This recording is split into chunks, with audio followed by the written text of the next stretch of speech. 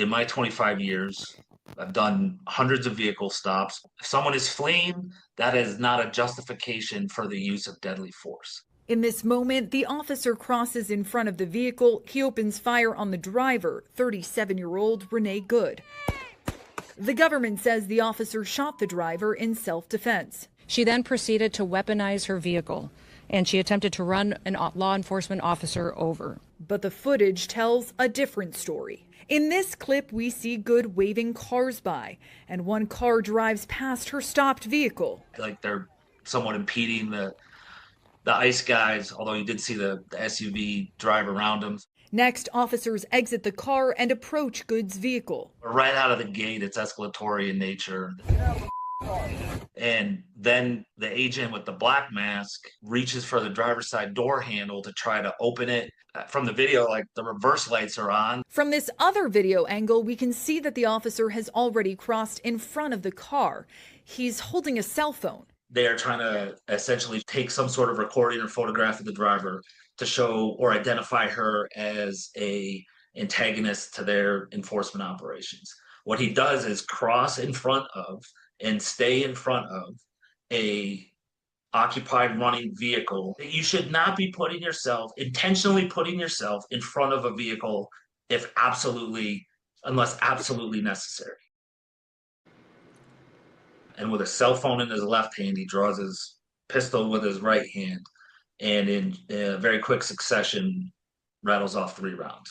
Under the Department of Homeland Security's use of force policy, firearms may not be discharged solely to disable a moving vehicle, and shooting at a moving vehicle is tightly restricted. So my training was that you cannot use deadly or lethal force solely to stop a fleeing vehicle. Do you have another option other than pulling the trigger? The Trump administration maintains the agent opened fire to avoid being run over, but the direction of the tires appears to be facing away from the officer to the right. There's still a dispute as to whether the officer was grazed or struck by the Honda. He continues to fire even after moving out of the way of the vehicle. If she is intentionally trying to hit that agent or officer, those tires are pointed in the opposite direction, and the vehicle's trajectory after the shots would be continuing to the left. After 3 shots, the car veers away. Oh my God! According to Ballier, both the officer's gunfire and the car accelerating could have put agents and the surrounding crowd of bystanders in danger. These are all factors that law enforcement officers have to weigh before pulling the trigger.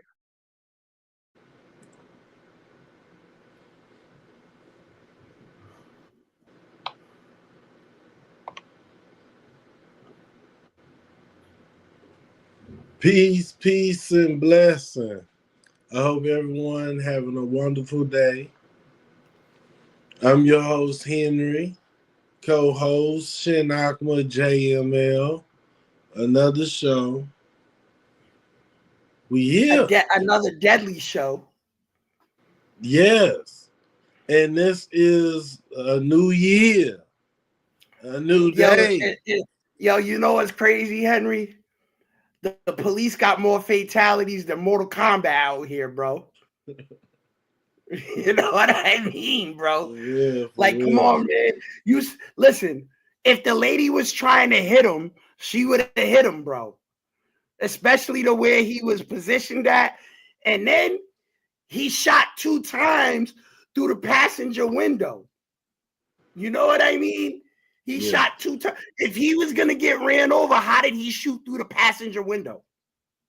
That's what they got to explain, bro.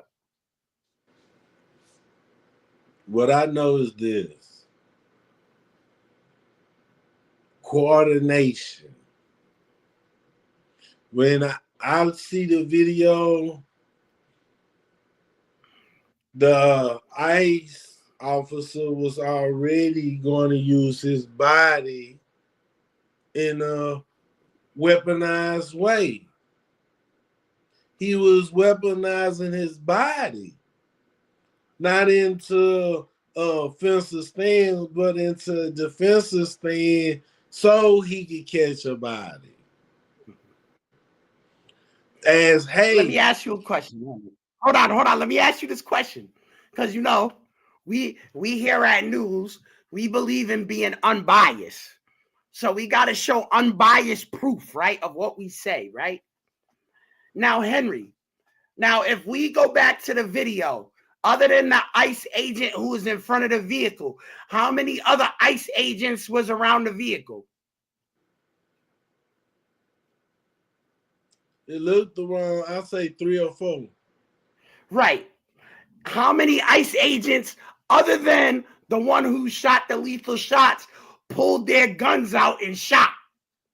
Only one. So, therefore, it was not justified lethal force because the other agents who was with him was not, like you said, on a coordinated mindset.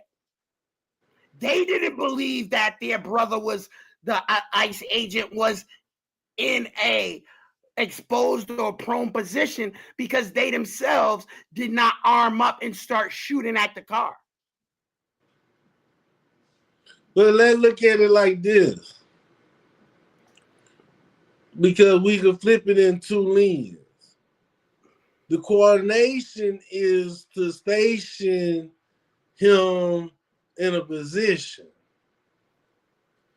We got to remember that the trucks was, this is her vehicle, this is the ICE vehicle coming, and we see on the camera 2 people was walking behind the vehicle. So he was already in his mind and in his tactic was to go and circle the vehicle to cage the vehicle in, to use his body as a barrier. See what I'm saying?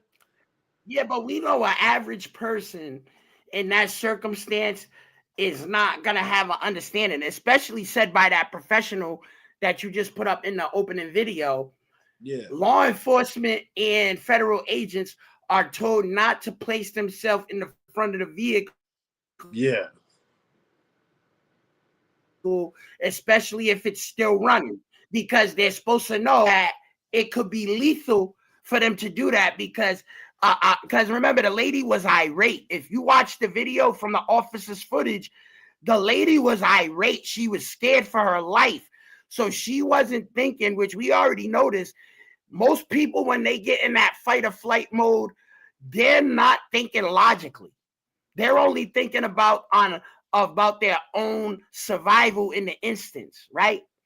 And she's seen 3 ICE agents, one getting out on the side of her vehicle, 2 tactically moving behind the vehicle, and then the one in the front of the vehicle, he stayed in the front, but she made sure to try to avoid him when she was driving away. Yes. You know, you tell, because like they said, after she was shot and killed, the trajectory of the vehicle was away from the officer, showing that it was no threat to him in any shape or form.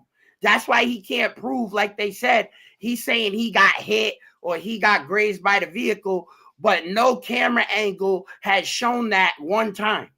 No camera angle has shown. No, hold on. Let me say this. No camera angle has showed the vehicle touch that man. No camera angle to show that, including the officer's own footage. Yes. So now let's look at this right here. We got the convert tactics.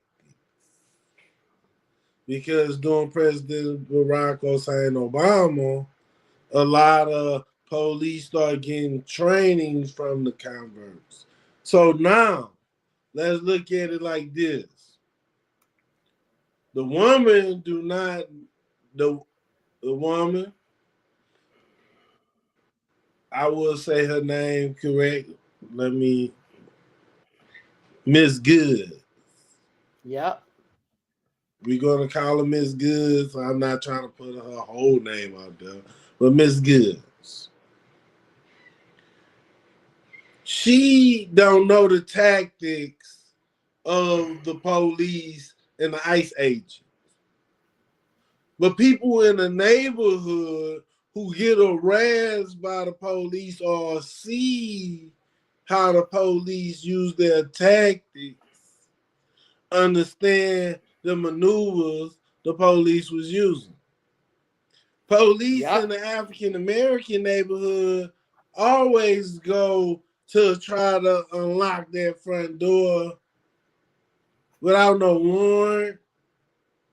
They feel embodied. Yeah, Raise the police your always window go up. outside.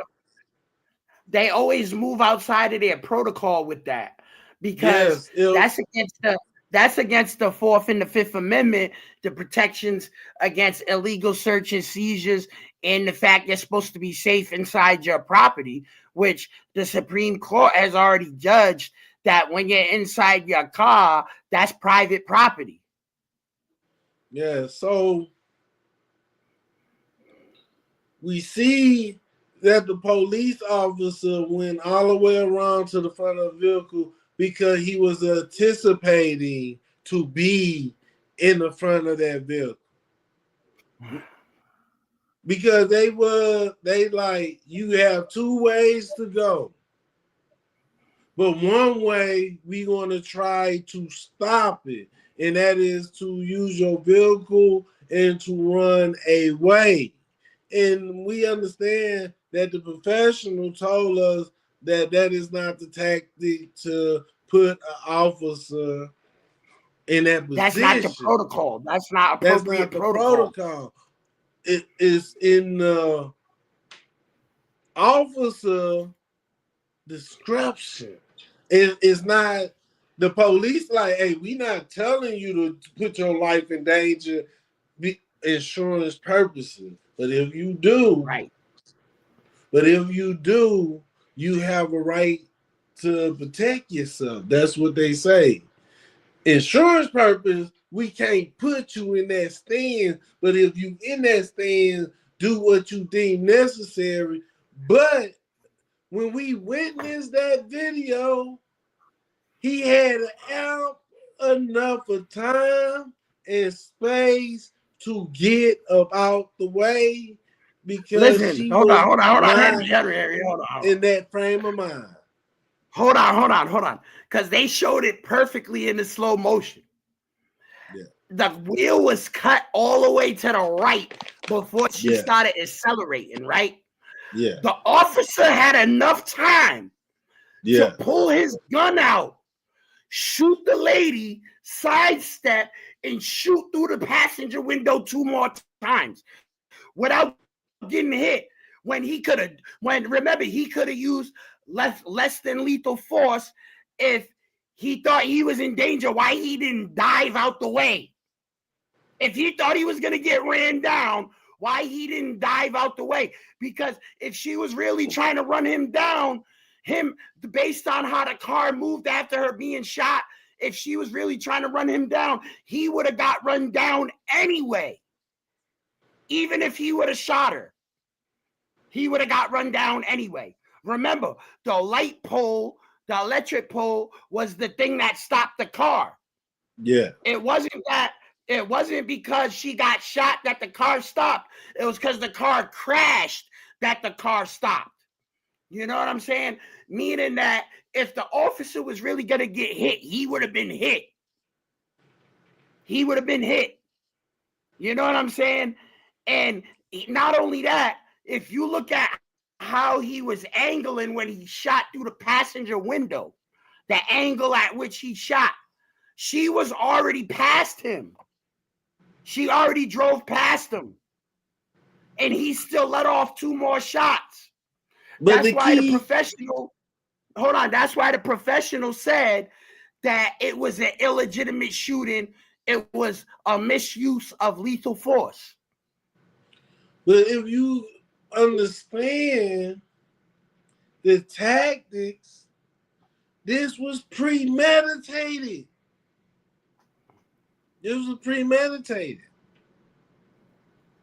And it's bad too, because the lady, Miss Good, they said that she had lived a sheltered lifestyle her whole life. She never had problems with the police. She never got in trouble. So she don't have any experience and interactions with the law enforcement to the extent that she would know how they would be moving on a traffic stop or a traffic engagement. You know what I'm saying? So how would she be able to, in her mind, she's fearing for her life because she already thinks that they're going to kill her the way that they moved on her in force already, 4 officers deep onto the car. And she didn't even do anything. They getting to see that the government, that paper, that invisible, that ever-evolving Constitution, don't care if you white, YT, black, African-American, whatever you call yourself, the government don't care. No. And notice it wasn't. And you know what's the biggest thing that's causing an uproar is because the lady is not she's a citizen. She's not even an immigrant. So really, ICE had no jurisdiction. She's not an immigrant. She had a citizen status. So ICE technically was not supposed to engage with her. They had to wait for the police to come, whose jurisdiction it is, to give a traffic citation because she was parked adjacent in the street. You know what I'm saying? The police could have gave her a ticket for that, but ICE had no jurisdiction because she's not an immigrant. With that said, that's why they use a tactic, use a measure to justify, because it was thought out. Because you got to understand this key point right here. If somebody swing on me, they'll swing on me. My mind gotta register that. Then I gotta adjust the next move.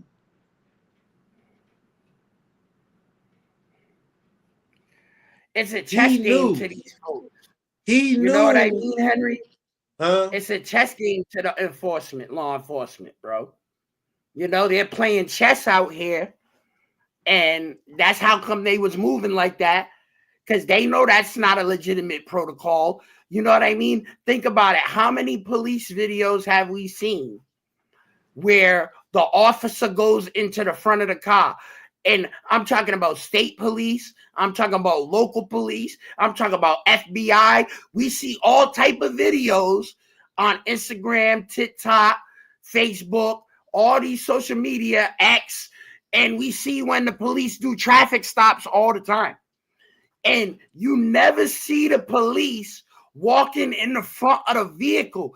It's even, and they really don't, and like they be saying, they don't even like the police walking behind the vehicle. You know what I mean?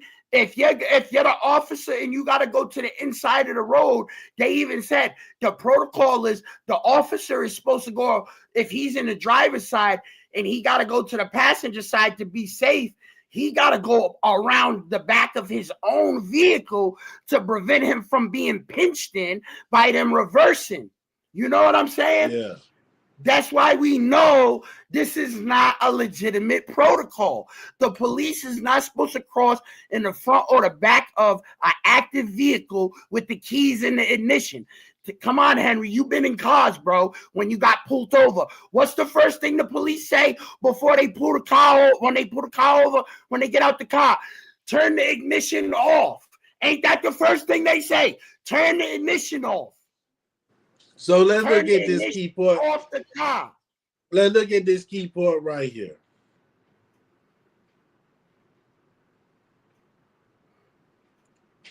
You, me, anybody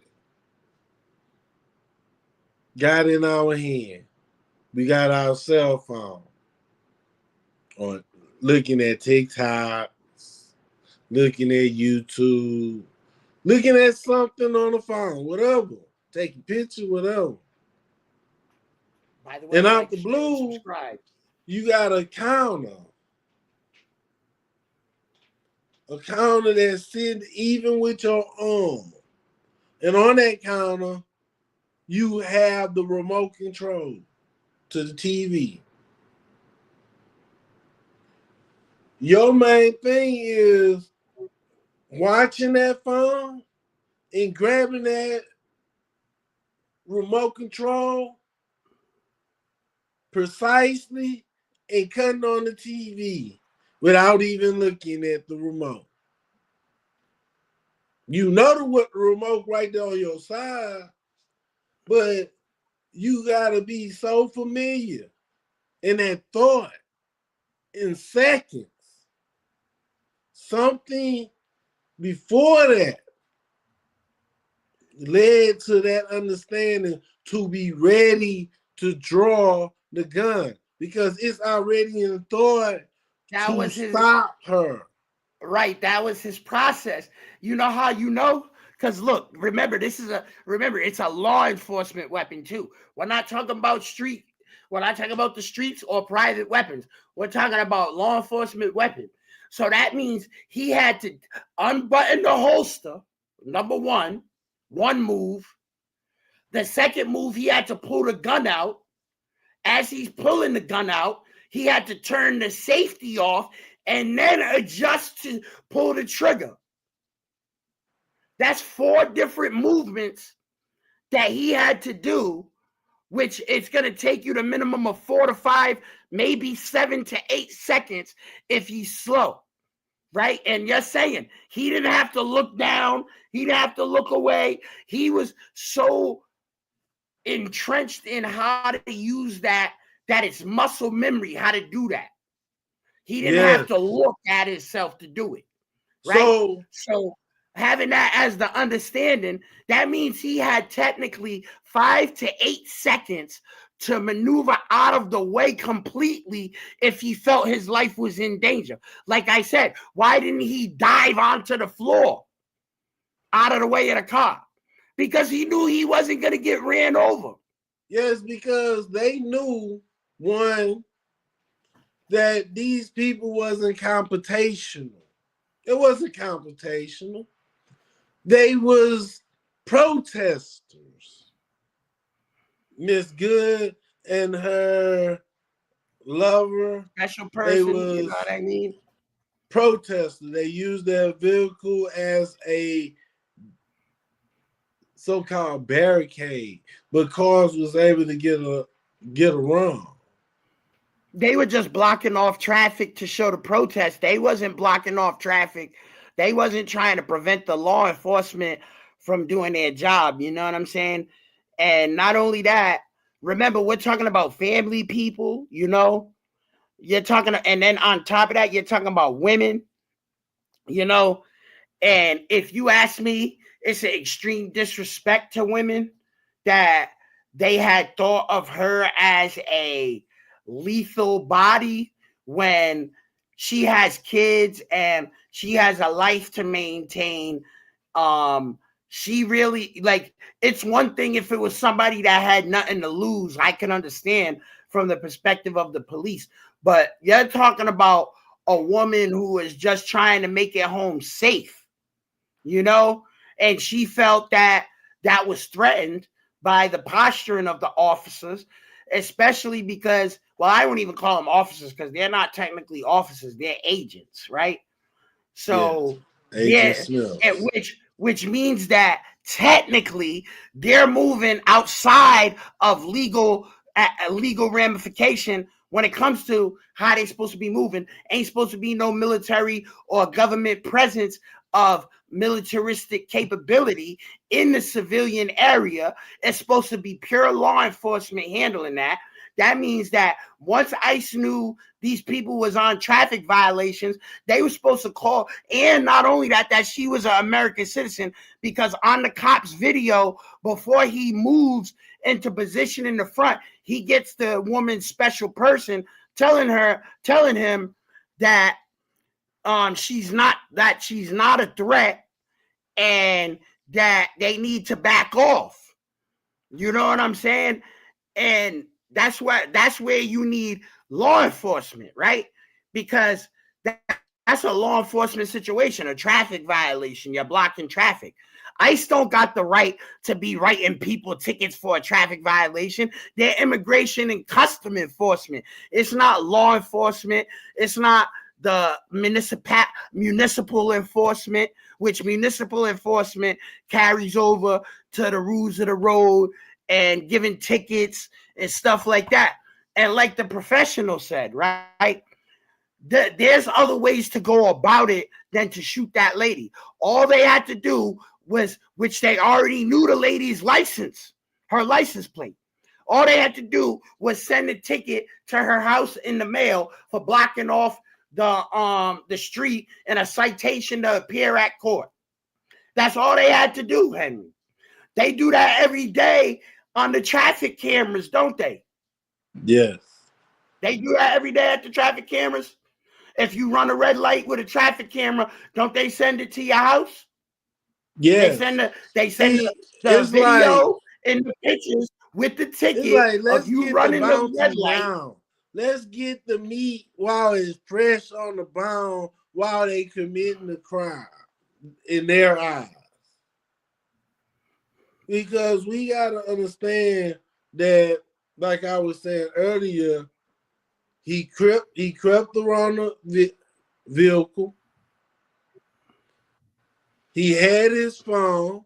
We don't know if he was recording it to actually get the plate and get identity of the individual, or to put it on TikTok, or to use as a precursor of, hey, I'm about to put somebody out of their memories.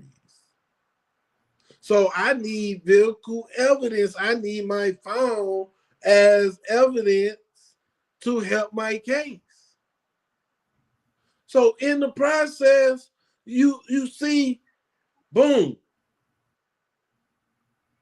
I know the ICE agent, they on their own frequency, like, hey, doing like football. You go around there, I'm gonna go in the front. You take this side. So we see one. Yo, you ain't lying, agent, bro. That's a football move. Yeah, you see one ICE agent going to grab the door to open it, because one, they not grabbing that door for no other reason to get her out. We want to apprehend you. We want to take you into custody now. Yeah, but let's go into that part too. ICE is not. It's already been said.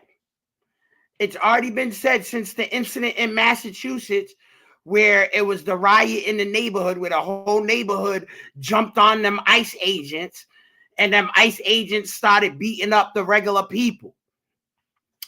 The government already said after that incident, ICE is not supposed to be trying to apprehend citizens.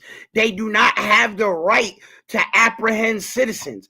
They are strictly there to apprehend those who need to be deported. They don't have any right to apprehend citizens. Because what are they really charging you with? They don't have civilian law enforcement power. They don't have that. You know, they have federal border patrol powers. How is what that lady did in any fashion a violation of the U.S. Border Patrol, Immigration and Customs laws? It's not. She wasn't preventing them from doing their job. They prevented themselves from doing their job by engaging her, and she's a citizen.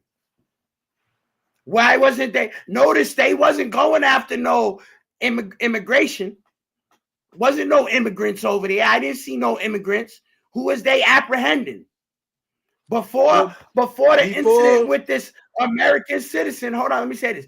Before the incident with this American citizen popped off, who was ICE there to apprehend? That's what I want to know. Who is they there to apprehend? Because So, it can't, because think about it. It's not jurisprudence if they were there to apprehend American citizens. That is outside of the scope of their own law enforcement capabilities and the jurisdiction of their body of administration.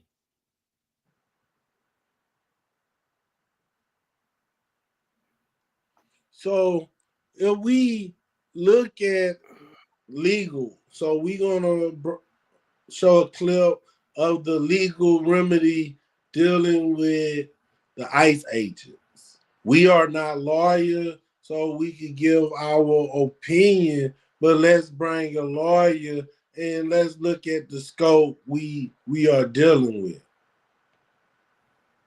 Lawyer's reaction. Out of the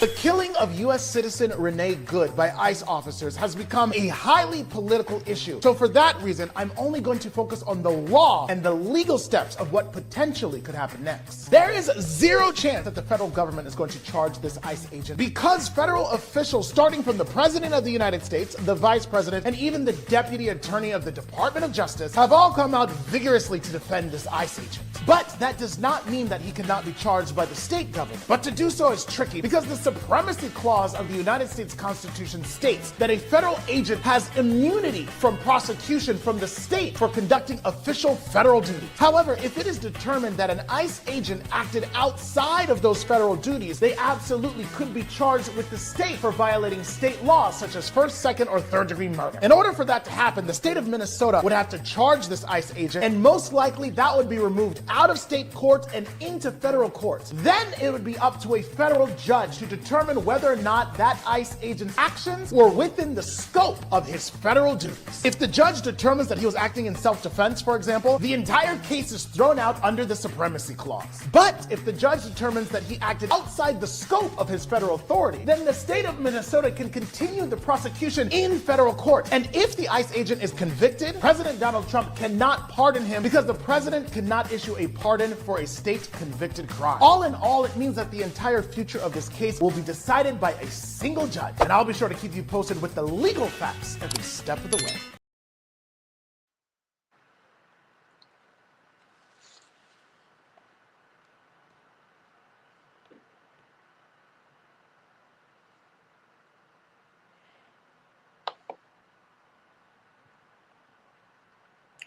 We know he's going to get out.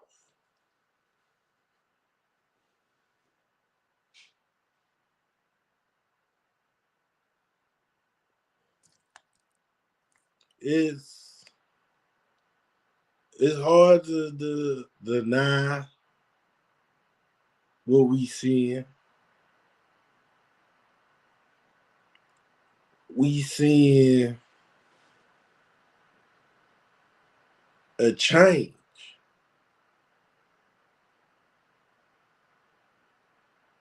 Pay attention, everyone. A fundamental change in the way that we look at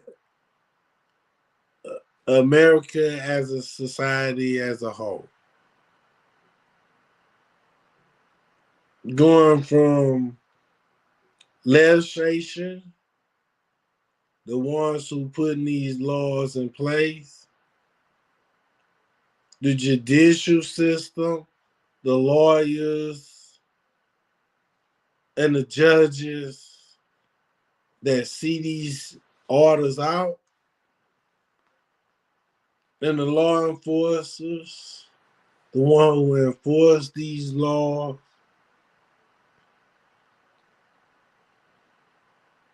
It all changing.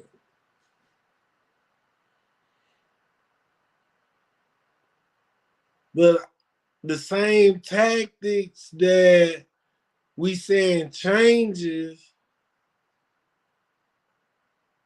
haven't actually changed for certain people. It just finally becoming famous, trending, because just like basketball, football, certain clothes, rap music, hip hop, certain music genres like the funk, got cosplay, and what they call it when people take it onto themselves, culture, what, appreciation or something.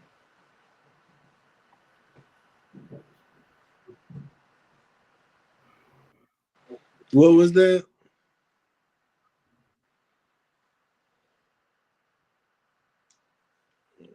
Oh, the service is acting bad.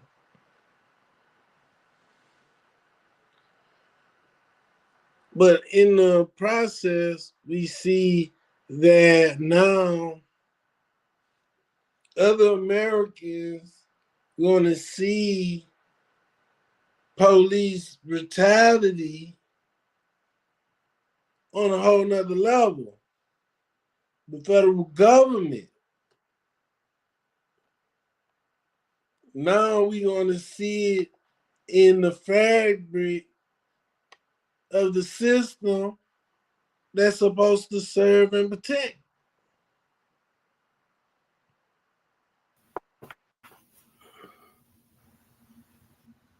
We naturalize police officers. We send a precursor, because people got to understand this. We have a country like Iran going through massive protests. The government of Iran, they cut the internet out.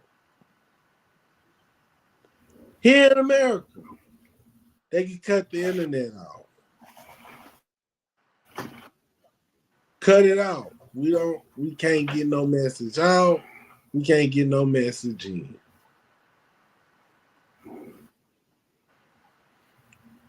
Citizens, individuals who calling this their nation,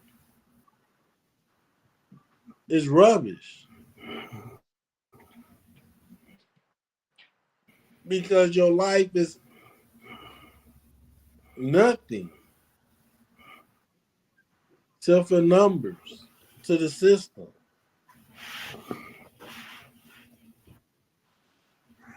Because that's going into our next topic, dealing with Venezuela.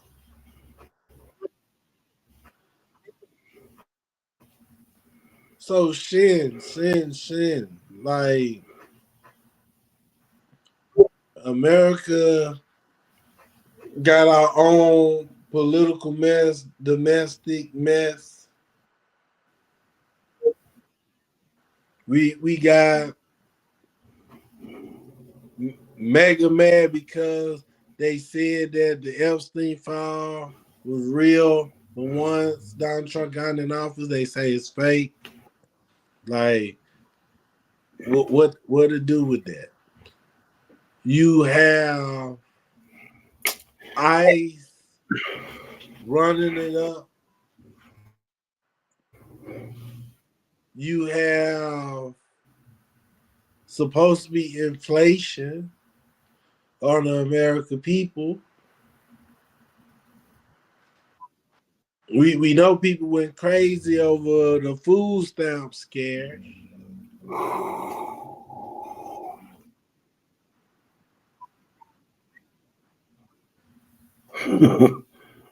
It's a lot. Hey, let's not forget the breaking news that Greenland has sided with Denmark and requested military assistance from NATO to prevent an invasion by United States armed forces into Greenland.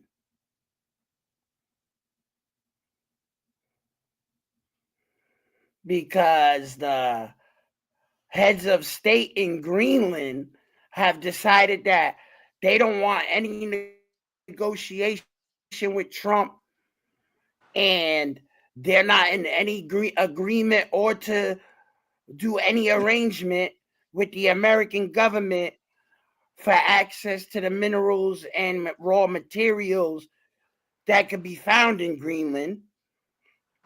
And which is kind of wild too, because they offered those people Donald Trump offered those people $100,000 each individually, all 50,000 people, $100,000 each to join the United States. And now these people denied the deal, and they're afraid that they're going to get invaded by United States armed forces, because you heard what Trump said. He said, we're going to get Greenland whether we got to take it by force or they want to make a deal. But look, and let's say this. It's becoming very apparent. Yeah, let's look at it like this. Who do it help out the most? This situation.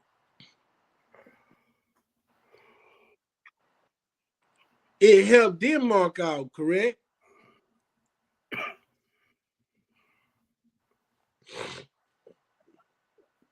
I'm sorry about that.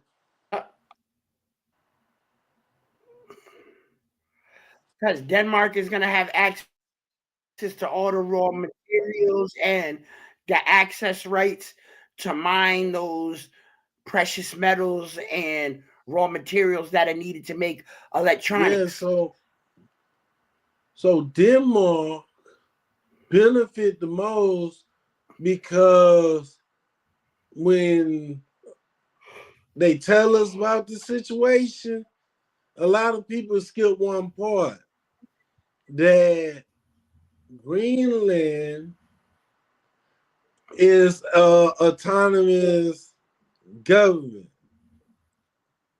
That means they control their own decision. And they are at the point that they could sign a referendum and get independence from the Denmark. So if they can get independence, they become their own nation, two things can occur. United States could attack it because it's not a member of NATO. Or Chinese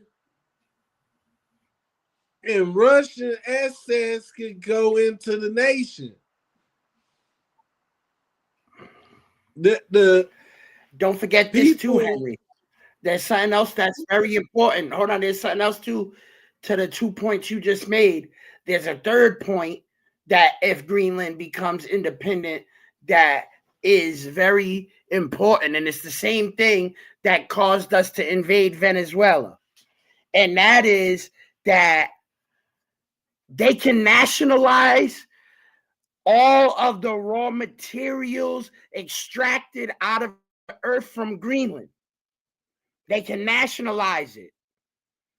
And that's what the United States right now is fearing. Because if Greenland nationalizes these raw materials to make computer chips, motherboards, and quantum computers, the United States is going to have to buy it off Greenland. We're going to have to buy it from them. You know what I mean? Instead of being able to use the materials at the extraction of it, the extraction of the material. Like how we did in Venezuela. We attacked Venezuela. Now we're only paying for the extraction of the oil. And now we're able to sell the oil as a commodity on the world markets, where we'll be able to do, where in Greenland, we was going to be able to do the same thing with these raw materials, copper, quartz, and various other elements that they need to create these quantum computers, these AI chips. And not only that, they're destroying the American, I want to say the American plan that they had for installing Arctic-based AI sites, like where they could put the AI in the Arctic so it takes less water to cool the systems down. You know, because in California, they're using hella water to cool down it takes more water to cool down one AI for ChatGPT than it does for the whole country to drink fresh water for the whole year. You know what I'm saying? We did a show on that, folks. You know what I mean? You may, if you got to go back and check it out, we did a whole show on that. Yeah, let's look at it like this. Economic. Let's hold the military part out of everything. It's gonna shadow. It's gonna be a shadow. We ain't gonna put it up front, but it looms. We could use that as an overall view. So you have Greenland. They have these mineral resources. It's not getting used right now. It's like it's storage from rainy days. When the resource get tapped, then they're gonna go into Greenland. But if Greenland want to become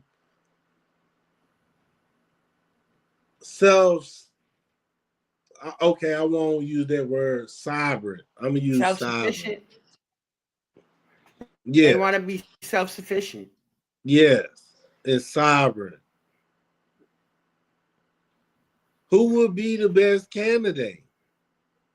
China or United States to give the authority for logistics?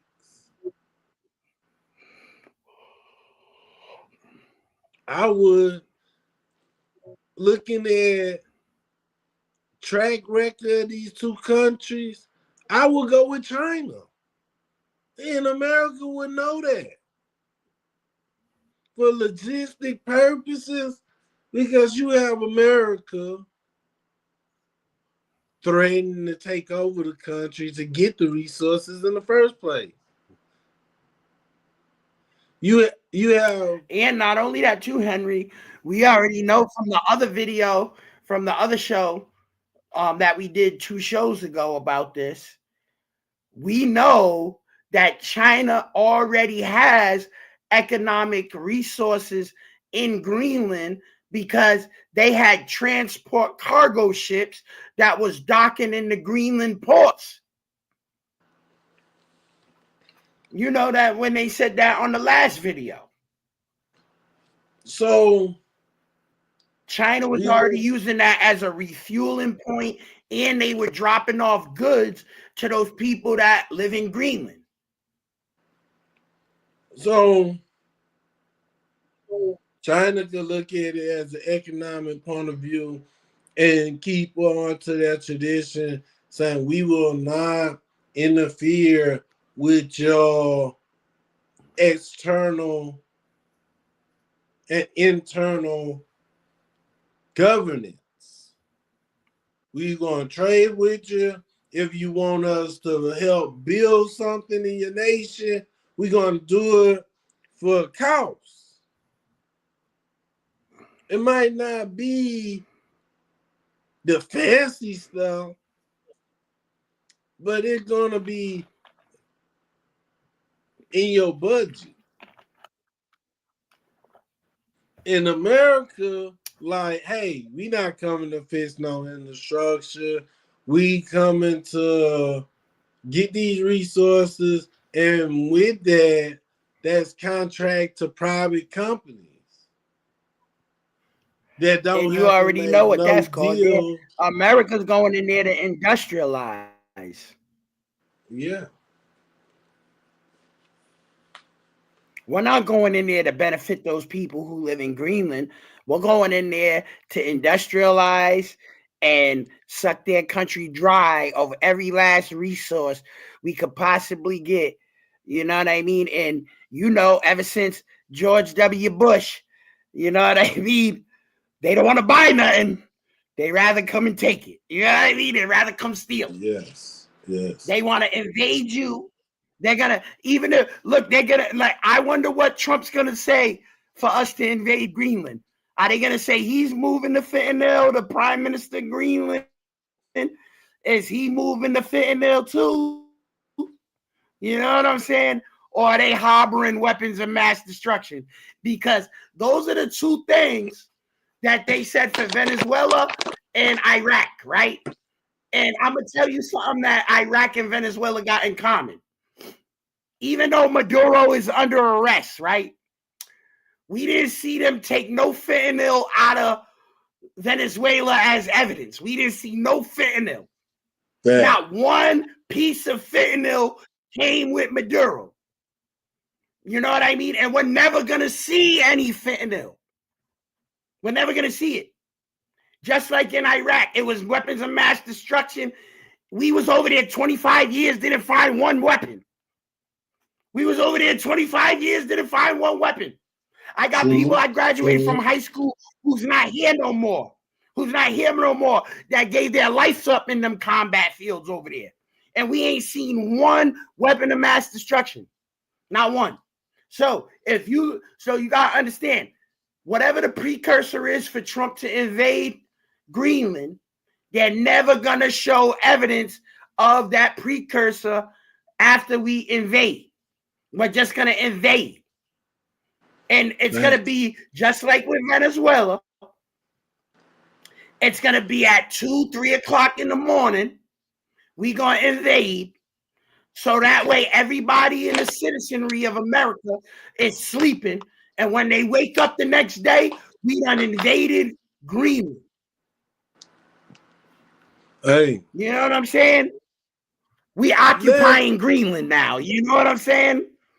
Hey, let's go into the chilling tale of United States military action, the capability, because we have someone who survived the ordeal to get to tell the tale about what really went down that fateful night in Venezuela. Let's go into it. Technology unlike anything he has ever seen. He said that all their radar systems shut down without any explanation. It was followed by a lot of drones flying over their positions. He claimed that 8 helicopters arrived moments later, deploying what he estimated were just 20 U.S. troops into the area. But he said that these few men came armed with something far more powerful than guns. The Guard claims that the U.S. troops shot with precision and speed. He said, and I'm quoting, "It felt like each soldier was firing 300 rounds per minute." At one point, U.S. troops launched another weapon, according to the Guard's account. It was like a very intense sound wave, and he felt like his head was exploding from the inside. He claimed that the Venezuelan side started bleeding from the nose, while some were vomiting blood. They were unable to move. An estimated 100 Venezuelan security forces were killed in the January 3 attack. The White House press secretary, Caroline Leavitt, has shared the account on social media. However, the White House has not confirmed whether the administration was verifying the veracity of the eyewitness account.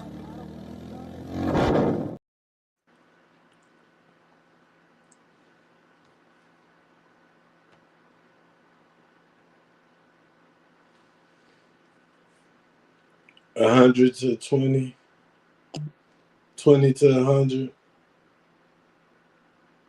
Hey, not even one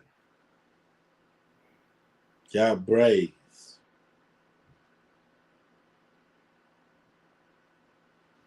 The super soldiers, supersonic weapons. Hey, listen, Wait. Before we even get into the soldiers, right, that they sent, we got to get into this weapon that they used, right?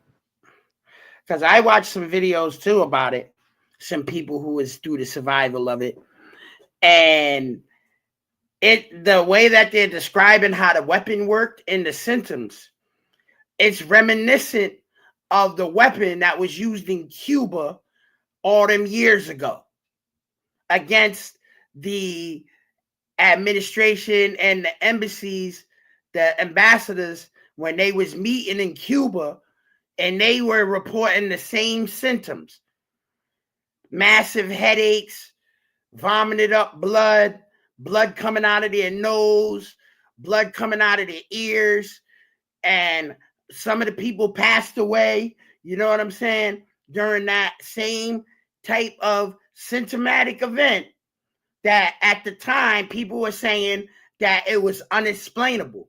And now today we heard from Venezuela that the same weaponry was used on their soldiers, right? And then the second part is that other soldiers who weren't hit with that weapon said that there was massive gunfire coming from unnoticeable, they were unable to triangulate the source. They were talking about single components was letting off 300 rounds a minute. 300 rounds a minute. We already know that's drone capability right there. But a drone that's letting us, so they had to have so many drones to be able to let off 300 rounds in a minute. You know what I'm saying? And the assault was so egregious that the Venezuelan military chose to stand down. You know what I'm saying? It's one thing when you invade a country like how when we invaded Iraq and the Iraqi people was fighting back against the American soldiers in Baghdad, Fallujah, and all of that. It's one thing when they're fighting back. It's another thing when it takes you only 3 hours,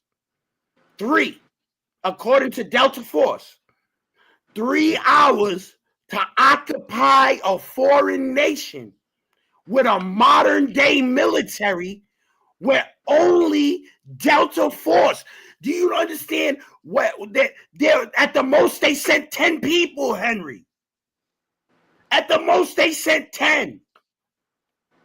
Yeah. So you're telling me the United States of America is able to overwhelm a whole country's military force with 10 soldiers? That's why Greenland is afraid, bro. We didn't even send the whole force in there. You know what I'm saying? This is something that's unheard of. And it shows that Trump is not playing. And I'm not a supporter, you know what I mean, of Donald Trump in any way. I'm a supporter of the United States of America because this is where I was born. This is where I was raised. I believe in patriotism, but at the same time, I believe in patriotism within reason, because patriotism can also make way for overzealousness, right? People can become overzealous when it comes to patriotism at the point that they are willing to break laws and codes, treaties, etc., in the name of patriotism, right? But at the same time, you have to understand Donald Trump warned these people. And I'm talking about the world itself. Because am I right or am I wrong, Henry? Donald Trump came out on a press conference in the Oval Office and said, we got technology and military capabilities the world has never seen before. And don't make us use it because trust me, you don't want us to use it. Did he not warn folks? Yeah. And everybody who didn't take him seriously, including Maduro, is looking real ignorant right now. Real ignorant. Because they thought he wasn't going to do what he was going to do. That's why Greenland is posturing now and citing NATO to bring military forces into Greenland to help them repel a possible future United States infiltrative attack. Because they seen what it did in Venezuela. What did we say on the other show, Henry? When we was talking about the Philippines and Malaysia and those being the new markets to sell intercontinental ballistic missiles, Patriot missile systems. What do we say about that in that show? It's just America showing how the weaponry we got for sale works to potential buyers. Yes. You know, we've been over this a million times on every show, Henry. The United States' #1 export is military hardware and projectile weaponry. And also a secret weapon. A weapon to brainwash the people. This is called Call of Duty Ghost.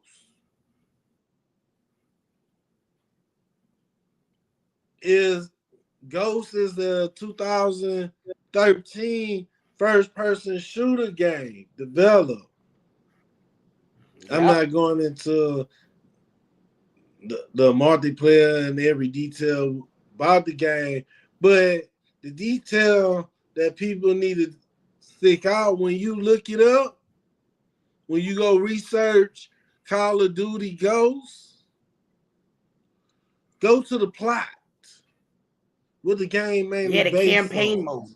The Campaign. campaign mode. Yeah, because it says that in 2026, a dictator took over Venezuela, and the ghosts had to go into Venezuela and take the dictator out of power. That's the plot of the game. And that's 2013. That's 13 years. Hey, that's 13 years ago. And Henry, like we always bring up on our shows, right? In past shows, 13 is a Masonic number, isn't it? Yeah.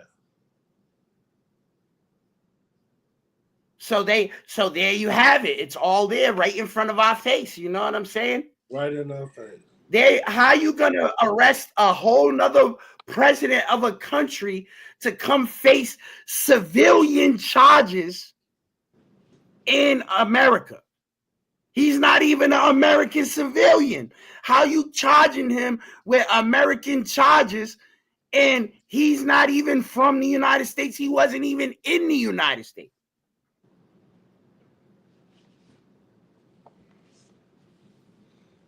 We know one thing. They couldn't bring Bin Laden in. They couldn't bring they put him down in. They couldn't bring none of them leaders in. Gaddafi, none of that. Hey, let's not forget the president that now sitting, they couldn't bring in on a $3 million bounty, the now sitting prime minister / president of Syria, Al-Qaeda terrorist. You know what I'm saying? #1 most wanted in the world by the CIA. Over $5 million $3 million bounty on his head. Come on, bro. But they went into a whole nother country and took captive the president of that country without their military firing a single shot. That's unheard of. The only people who was defending Maduro was the only people that was defending Maduro was international agents from other countries. The question I got to ask is, when did we end the war on terrorists? A terrorist become a president of Syria and come to the White House and shake hands with our president while we go on and attack a legitimate ruler, a legitimate president of Venezuela. Because Hey, you know how Jimmy it goes, Henry. Carter, We set up them puppet governments. hey, Listen, we don't listen, Henry, and we don't have to act like this ain't happened before, right? Because let's be honest, who are we right now in the silent conflict with? They're not letting out the news story that we're really in war with these folks. Iran, right? But the dictator who was the ruler of Iran, Ahmadinejad, was put in power in the 80s by the United States government in the Iran-Contra by George Bush Sr. Come on, bro.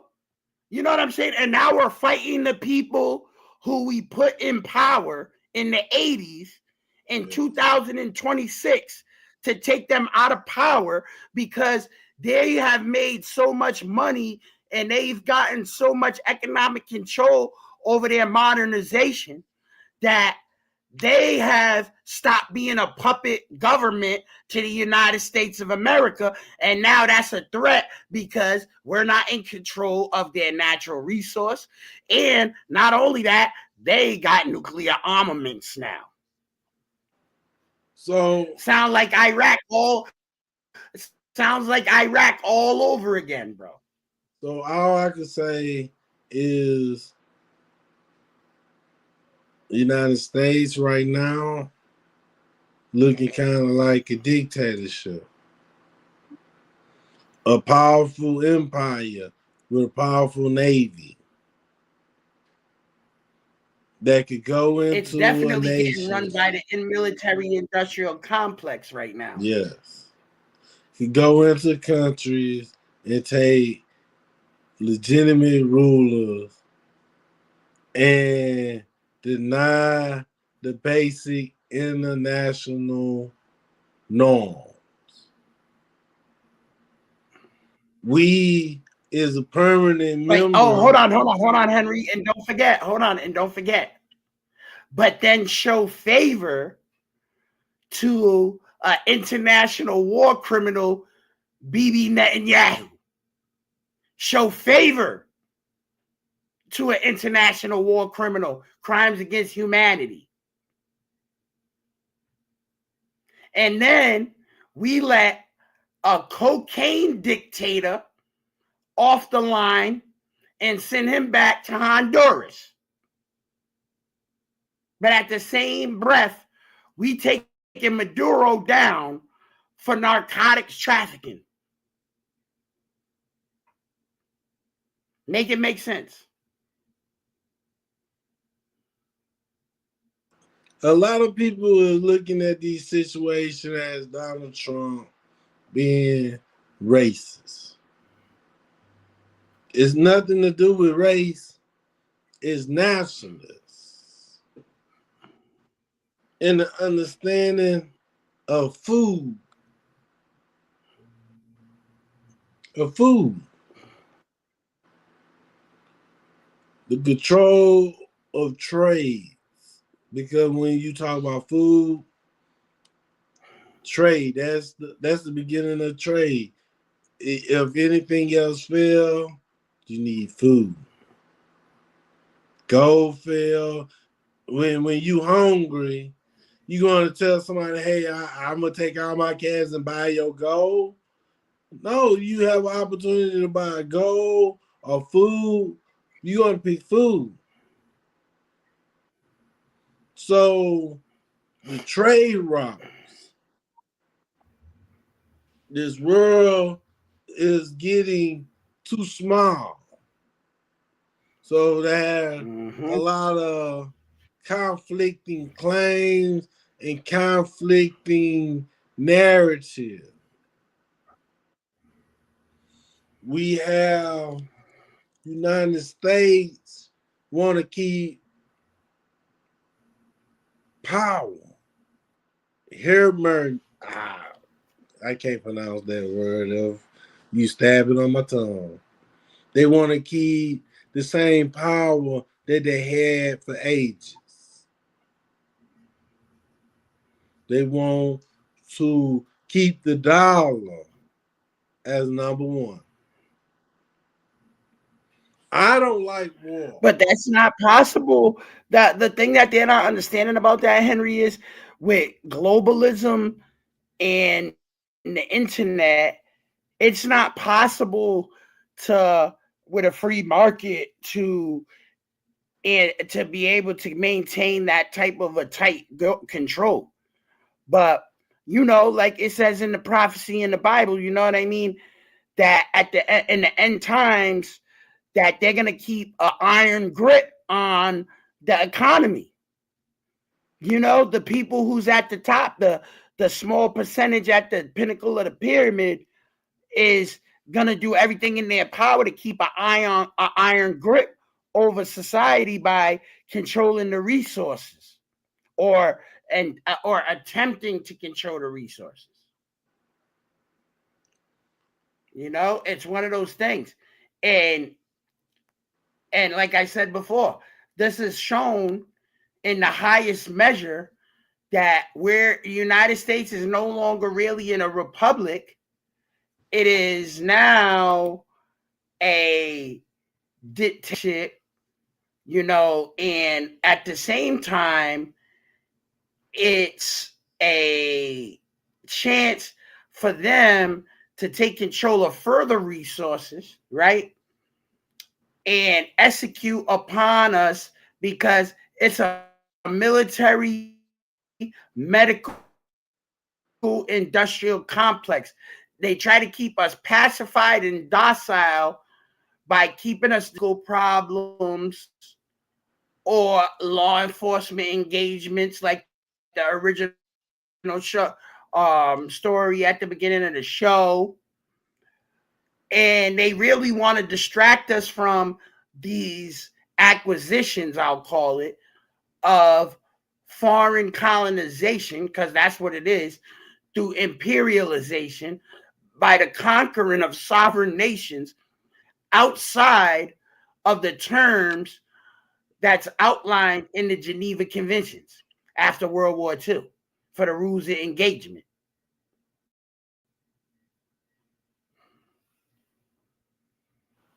Look, I feel like United States is Gotham City just now. It just popped in my head, Gotham City. As to the point that the agents inside the country is going against the rule of law. You have a president who go against the rule of law. And he also transcends the same matter on an international stand with his support. Yep, and you know what's the worst part about it, from Henry? the converts, from his support in the intervening and the interference of Venezuela. Yeah, because the converts would be the equivalent in this case too, based on your analogy, right? That this is Gotham City. The converts would be the Joker gang. You know what I'm saying? Because they're the ones in control of the narrative, but it's a false narrative, right?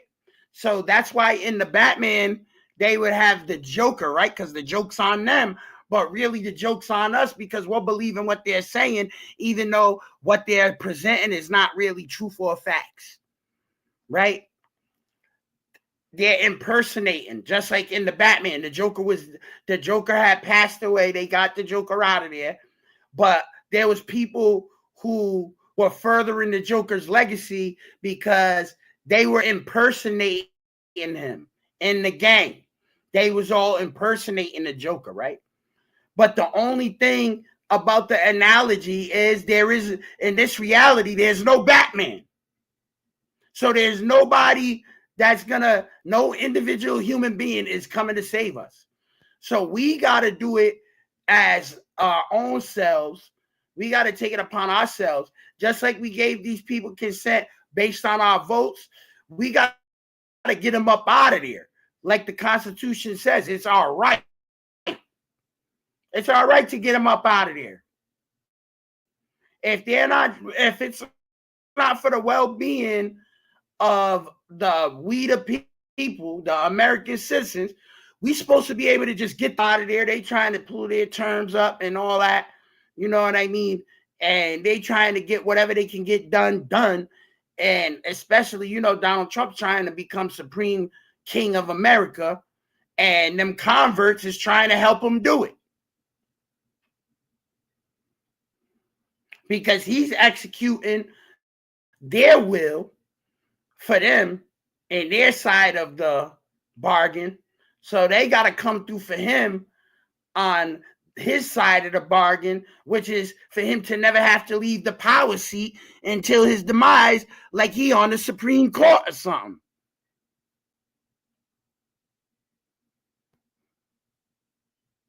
And not only that, I also found out that Donald Trump, because he's helping the converts, right?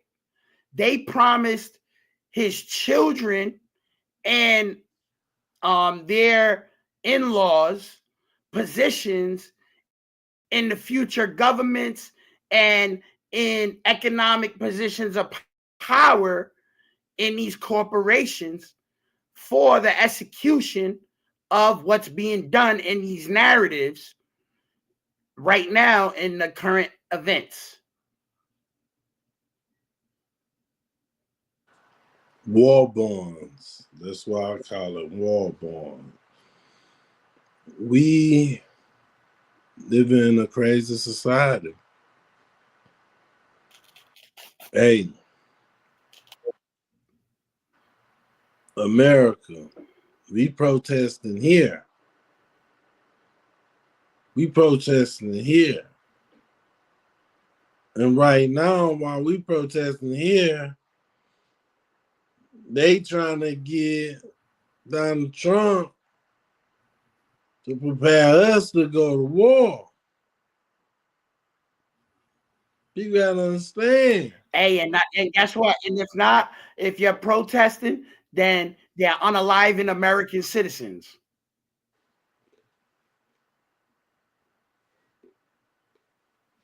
There's a lot going on in our neck of the wood. Just here in America.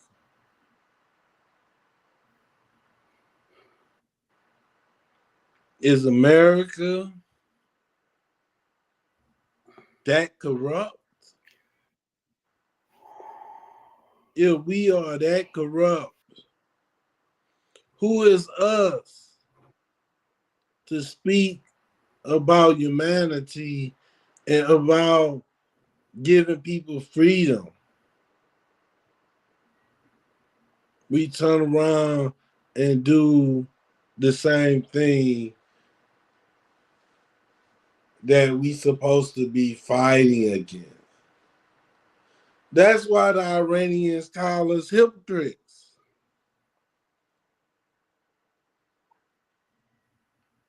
Think about it.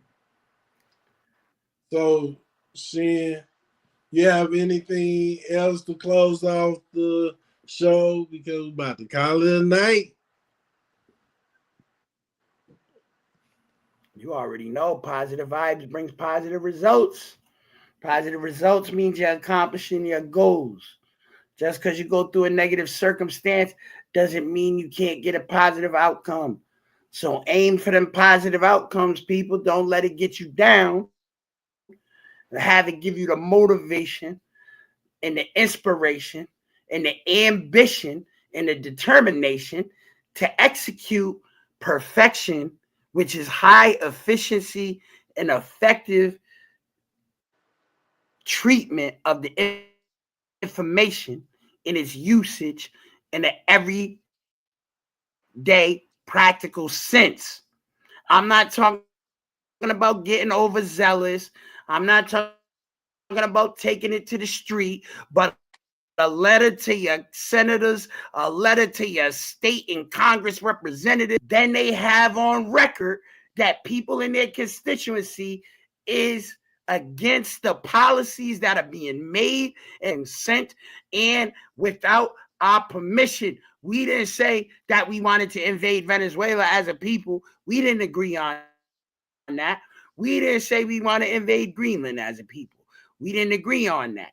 Just like we're not in agreement with dropping bombs on children in Gaza, just like we're not in agreement with dropping bombs on people in the Ukraine, just like we're not with dropping bombs on children, women, or the murder of American citizens by federal agents who is here to supposedly protect us, right? You're protecting the border, but you killing our own citizens. So we as the people have to go for the positive outcomes in these negative situations.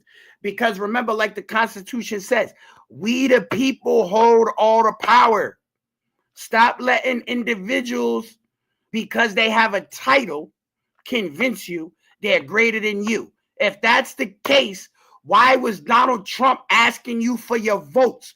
Think about it. And that's all I got to say about that. Have a nice night, people. Peace.